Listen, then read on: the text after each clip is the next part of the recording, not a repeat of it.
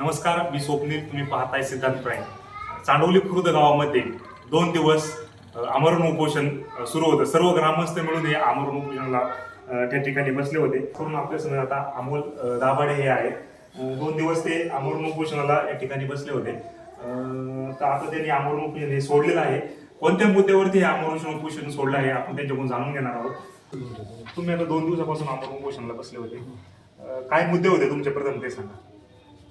आमचा पहिला एक मुद्दा होता, जागेची मोजणी करून गायरानाची हद्द निश्चित करायची. हा एक आमचा पहिला मुद्दा होता. दुसरा शिवरस्ता, म्हणजे मोजणी केल्यानंतर गावची शिव कायम करून घ्यायची. आमचं मनसर आणि चांडवली जे गाव आहे त्याचे शिवरस्ता पहिला तो क्लिअर, म्हणजे शिवरस्ता पहिला करून द्यायचा. आणि नंतर आता काय झालं, बहुसंपादन झालेलं आहे 2 हेक्टरचं. आणि ॲक्च्युली परिस्थिती त्यांनी 9 हेक्टर जागा घेतली. आणि ती जागा नेमकी त्यांनी 2 तुकड्यामध्ये घेतली होती. मध्यभागी गाठ सोडला होता. आमचं पहिल्या दिवसापासून म्हणणं होतं का एका बाजूला तुम्ही प्रोजेक्ट घ्या. ते एक गोष्ट होती आमची. नंतरच्या याच्यात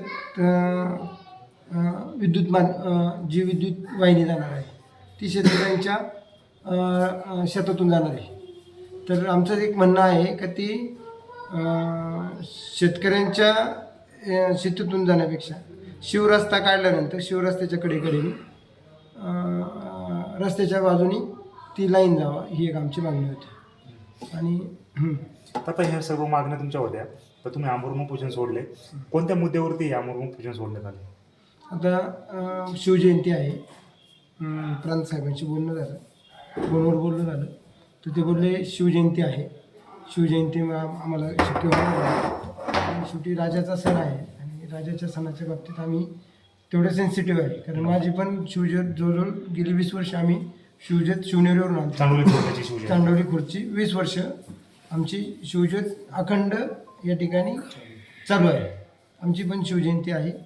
आणि आम्ही प्रांतसाहेबांचं म्हणणं ऐकलं की ते आपल्याला शिवजयंती झाल्यानंतर 2 दिवसात कलेक्टर साहेबांशी एकदा मीटिंग लावणार आहे. आणि त्यानंतर ज्या मागण्या आहे, आता तात्पुरते तर आम्हाला काय लेखी आश्वासन दिले का त्यांनी? काही तुम्हाला लेखी आश्वासन दिले ना? काय आश्वासन? आश्वासन असं आहे का हे जे तांत्रिक मागणी आहे ह्या मागण्यांचा विचार करून तोपर्यंत ह्या मागण्या पूर्ण होत नाही तोपर्यंत सदर काम बंद ठेवण्यात येणार आहे, असं त्यांनी आश्वासन दिलेलं आहे. ह्या मुद्द्यावर तुम्ही आता हे आमरण उपोषण थांबवलेलं आहे? हां, आमरण उपोषण हे ह्या मुद्द्यावर. त्यांनी पुन्हा एकदा ते जर काम चालू केलं? आम्ही ठामे.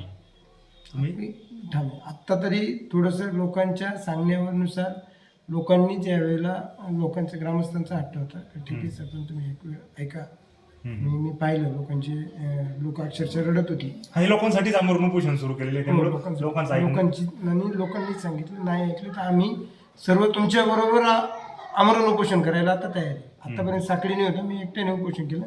आता अख्खं गाव जर ऐकलं नाही तर अख्खं गाव आमरण उपोषण करणार आहे.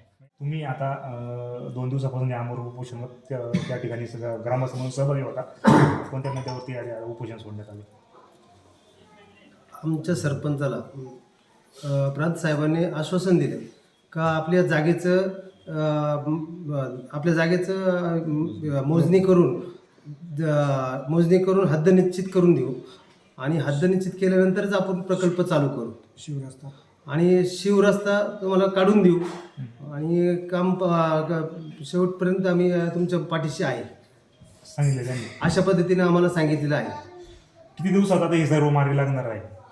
आता एक शिवजयंती झाल्यानंतर 1-2 दिवसात ते मीटिंग होऊन ते मार्गी लागणार.